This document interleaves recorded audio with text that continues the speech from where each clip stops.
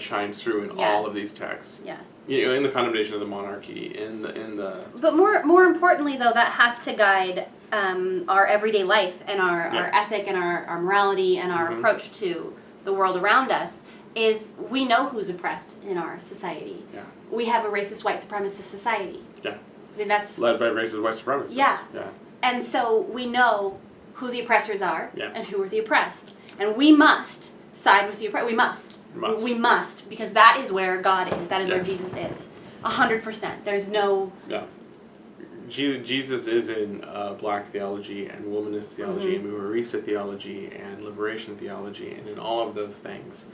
I would argue that Jesus is in feminist theology and in queer theology and in trans theology and in all of the different theologies, because we need all of these different theologies because we're not all the same. Yeah. And that's good. Yeah. And that's okay. And that's my favorite point that Held Evans makes, coming at this from a more social and academic side actually, is that we must read these voices. Yes. We can't just know they exist. We can't just think about it abstractly. We must read these voices, because these are the lenses that are important. These are the experiences that we have to know so that we understand deliverance and so that we understand God. Like on a similar vein, we were just talking about this earlier today, because just recently, I think it was just today or yesterday, in Central Park, a bird watcher was getting the cops called on him by a woman walking her dog without a leash illegally, and because he was essentially living while black, and she was going to bring the cops and was making up stories that he was threatening her and he was trying to hurt her and stuff. And the cops immediately believed her. Oh, on absolutely, the phone. Absolutely. Yeah, I mean, immediately she put this man's life in danger. Yeah, and these videos are cringeworthy because seeing people act this way, seeing people do these things, is uncomfortable. And between you and me, I don't like watching them. I don't like seeing people be so horrible. But I think that going along this line, we have to. Yeah. We have to see what oppressed groups are going through. We have to hear their voices. We have to believe them. We have to,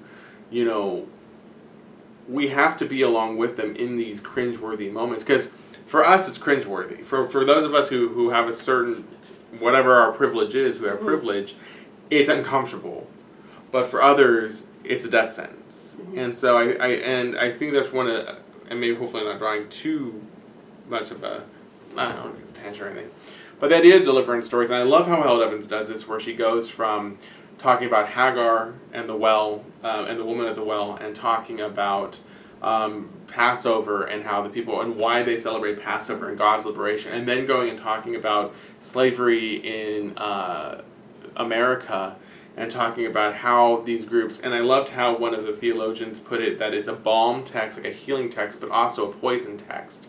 And you have to be really careful, they had to be careful about this text, because the same text that could bring healing to their community has also been used to damage and hurt their community. Well, I think, though, that Held Evans' main point throughout the entirety of the book, of Inspired, is that we have to make these texts relevant to our daily life. Yeah. And as people carrying white privilege, we have to acknowledge that the relevance of these stories to our life is that we're called to end this oppression. We're called to tear down white supremacy and to name it. Yeah. To not shy away from it or not mention that that's what's going on. That's what's happening. Yeah. And it's happening in our churches and it's happening in our communities. Yes. And we have to be the people that dismantle it. And that's what we call hermeneutics, is where we take the text, and that's a big fancy word, where we take the text, and exegesis is trying to let the text speak for itself. And then hermeneutics is, so what? How does this matter here and now? And what does this say to us here and now? And I love how you say that, where how can we take this? Because as Ellen White says, we have many things to learn, but many, many things to unlearn. And I think that we don't take that, I don't think we take that quote, even though we love to quote her, we don't take that quote seriously enough, where we have grown up in these systems, and many times we've just accepted them blindly and been okay with it, but we shouldn't be. And and I think that the text is, I mean, Israel's system gets deconstructed and destroyed.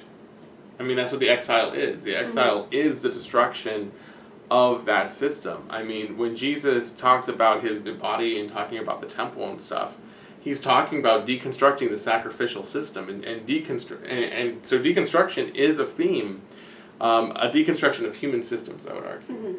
And so I think that you're right, we as Christians are called to continue that work of deconstruction wherever beastly systems are found. Yeah, and I like that Held Evans particularly, as I said, as a white woman of privilege, talks about that one of the ways that we, coming from that privileged position, one of the things that we need to do is read these theologies from these other voices. Yes. I tell a lot of people in my daily life, my students and my friends and my peers, when I have particularly people from other positions of privilege that talk to me, I'm very active in my daily life in my activism. So I have a lot of people from all over my life ask me questions about various social justice kinds of oriented things. And what I've always said is exactly what Held Evans is saying here in a religious sense. Go read their stories. Don't ask me. I mean, I can give you examples, I can tell you what to go read, but me explaining to you the experience of a trans person is just me. I'm not part of the trans community. Go read their stories. They're there. And almost in a way disingenuous if we're speaking for the voices instead of allowing the voices to speak. Yeah. Yes. And that's always been the thing that I've said, and I think the number one thing that we need to do with our privilege is amplify those voices. Here is a voice you need to listen to understand this experience, because what we need is empathy. Yeah. Like that's one of the things I think I said in our recording that didn't get recorded, but maybe last time, is that humans are incurably empathetic. Yeah. That's one of our defining features, is that we connect to each other and we see each other's common humanity. And I like how you connect that with the image of God. Because I think in the one that got erased, I was talking about how I always wonder, what is the thing that makes us like God? You know, when we are made in the image of God, what is it? And I've always thought that it was creativity, because that's the first thing that we see in God is creativity. And so our creativity and our curiosity, I think, is literally the stamp of divinity in us. And I think it's our empathy. Because God's self is a relationship. We talk about that all the time. And our capacity for love. That our need for community and our desire to connect with each other, our empathy, is God in us. That's our stamp of divinity. Yeah. And that's how we're like that's so them. strong, we anthropomorphize everything. Everything. Our need to connect we is just want to connect so strong. overwhelming. Yeah. But we're so able to shut it down. And that's the problem. That's why the stories are important. Because we've seen over and over and over in the research that looks at this sort of things, looking at psychology and sometimes sociology, the things that break down bigotry, the things that break down these systems is empathy. Because once you see that person as like you, it's really, really hard to keep hating them. It's real hard. It's weird that we essentially hate in the abstract. Yeah. That we hate ideas and stuff, and then we project, and then we take people and we take them to the realm of ideas, and it's almost like taking away their humanity. So therefore, we can treat them the way that we do. That's why we generalize. That's why we come up with stereotypes. And that's why stereotypes are so damaging. Right. I can't tell you how many times members or people have come and when they're making racist jokes using stereotypes, and they go, "Well, it's true," and I'm like, "Well, first off, it's a logical fallacy, but secondly, they're damaging. It's because stereotypes take away people's humanity." Well, and that's also, it's called cognitive dissonance. Your ability to hold conflicting ideas at the same time. Humans are really good at it. Pros at cognitive dissonance. But that's the way that we can be racist and have friends who are not white. Yeah. Because we or partition be sexist them. Or be and have women that we love in our lives. Women that we love in our lives. Absolutely. That's a thing that we're capable of. A man being married to a woman does not make him not sexist. I mean, that's, having friends that are not white does not make you not racist. We're able to, as soon as we see that humanity in someone, the very racist phrase that's frequently used is, "Oh, well, you're one of the good ones." Like, this is an exception, right? Yeah. This one's mine. This is one that's like me, so I'm going to adopt them into whiteness. You brought them into the tribe. Essentially. Yeah. While still applying the rest to the rest of the group. And that's the point of reading these stories, reading other people's theology here when we're talking about it in this specifically Christian and religious concept Mm-hmm. or context, but then also in our lives reading the stories of people that are from communities that we're not, is because then they're like you and they're people, and all of a sudden you have to reconcile that, and you have to look at the way that you've viewed this community before and start to break down those walls and those ideas that you have. And so I love that she says, go out and read womanist theology. Yeah. Go out and read queer theology. Read James Cone, and Black theology. Yeah. And blanking on Gonzalez and liberation theology. Yeah, because we need to, like, we must see these. She mentions that the internet was one of the ways that she was able to get out of her box, essentially, of white privilege and read these other things. But the very text that she mentions, the womanist text, Sisters in the Wilderness by Williams, that was the text that did it for me in my undergrad. We read just the section on Hagar. We read just that one out of there, and then I read the whole of the book on my own, this landmark womanist text. And boy, did that change my life.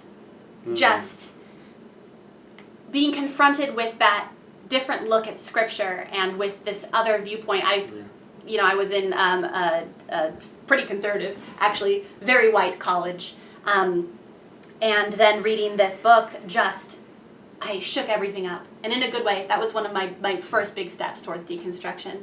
But reading that other voice and seeing that other approach to Scripture, and that these stories mean so much more than I'd let them. And that's one of the things that Held Evans says, is we have to let the text be everything that it is. Turn it and turn it, because in it is everything. It is everything, yeah. Now, it's not anything.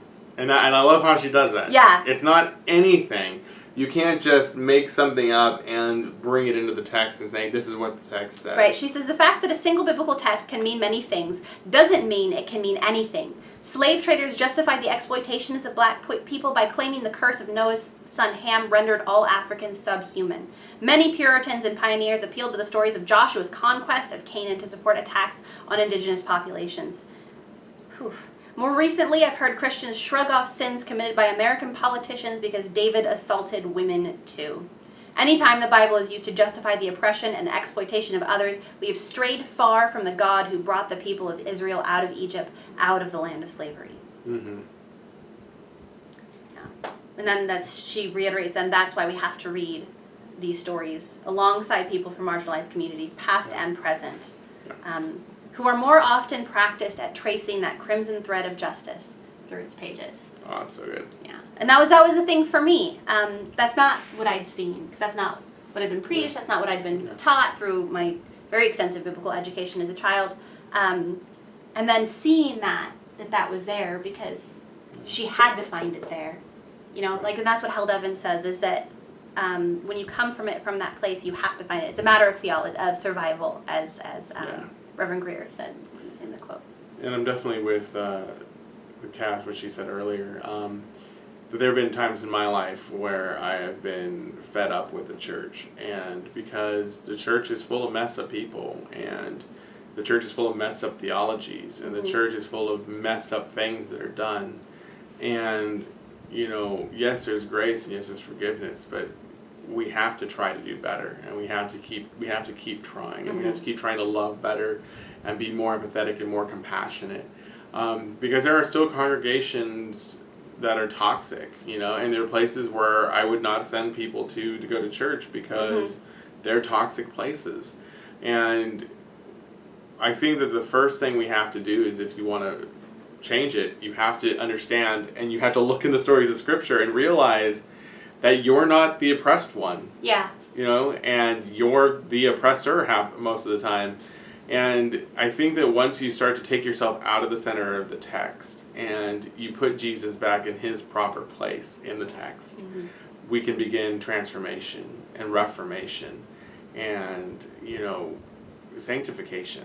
And we can become more and more like Jesus. But I think before that we have to recognize that we're not Jesus. Yeah, and I just love that the thing that she talks about, the mutual liberation. Yeah. That it's for everybody.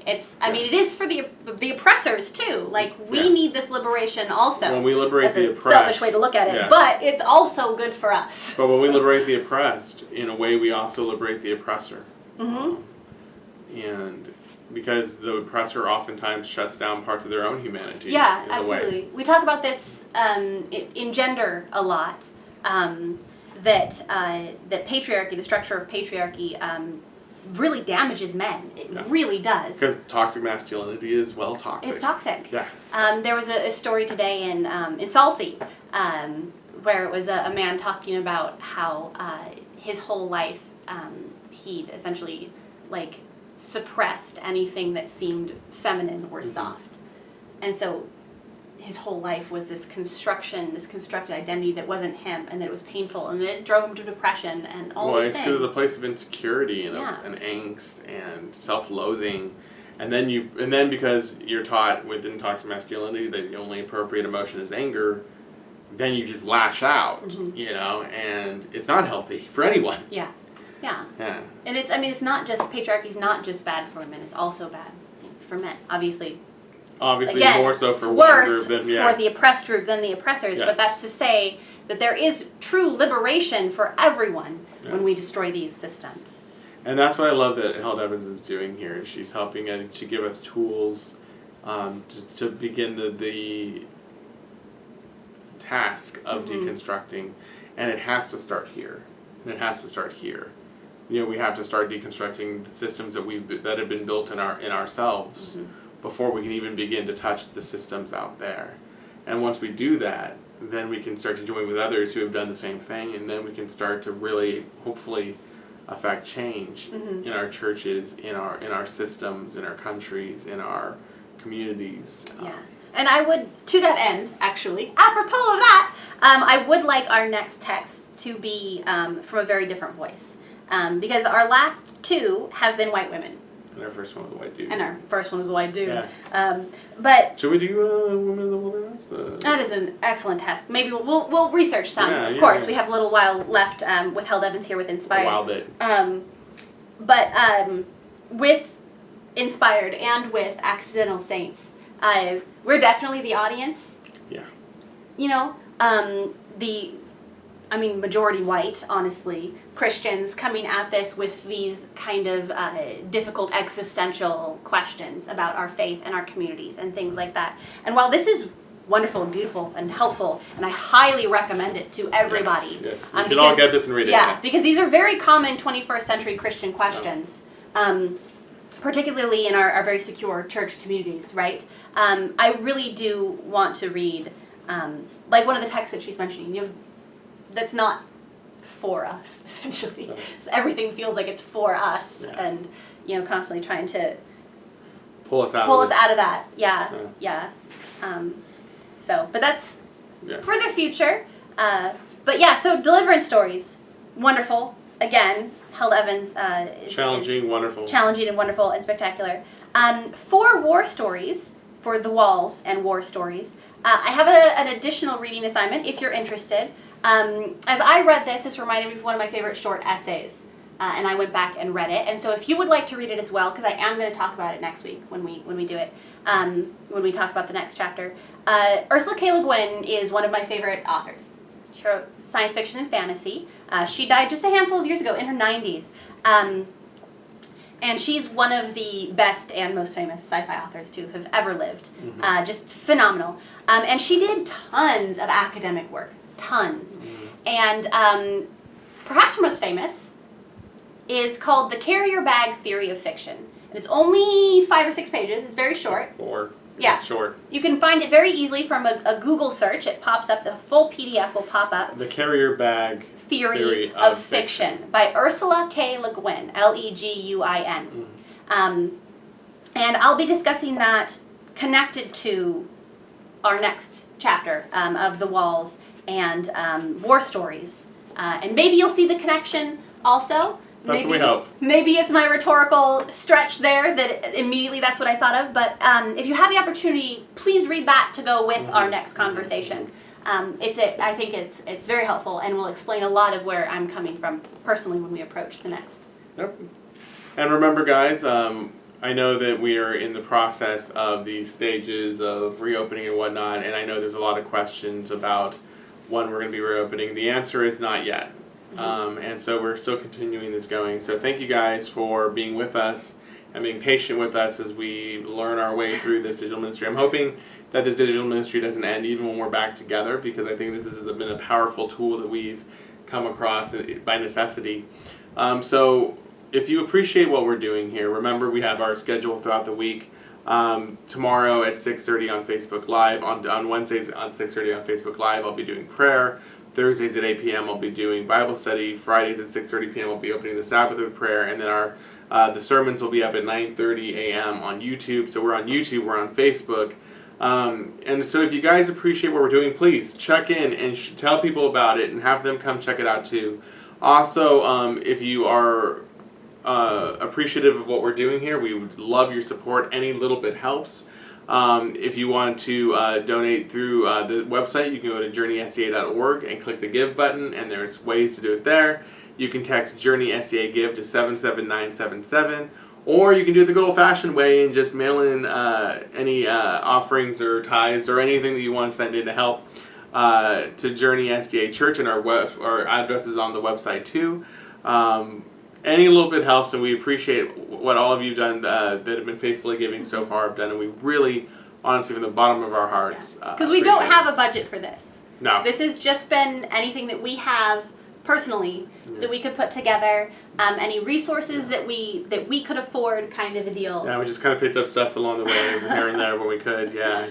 Because a lot of stuff got sold out real fast. And just remember that through all these stories, and even if we're dealing with difficult things, and some of this might challenge you theologically, but I want you to never forget that God loves you. Remember to love each other, and remember that we at Journey SDA love you, and no distance can change that. So thanks for being with us, guys, and we'll see you next week.